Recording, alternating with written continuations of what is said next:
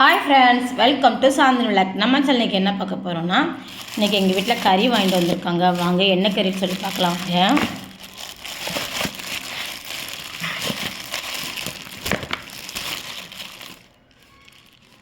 Beef தான் வாங்கிட்டு வந்திருக்காங்க. இங்கே பாருங்க, இனிமேல் சின்ன சின்னதாக நறுக்கணுங்க. யாருக்கெல்லாம் பீஃப் கறி பிடிக்கும்னா கமெண்டில் சொல்லுங்கள். யாருக்கெல்லாம் பிடிக்காதுனாலும் கமெண்டில் சொல்லுங்கள்.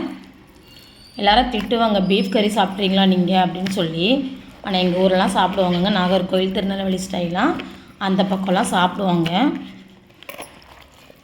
நம்ம வீட்டில் இன்றைக்கி பீஃப் கறி தான்.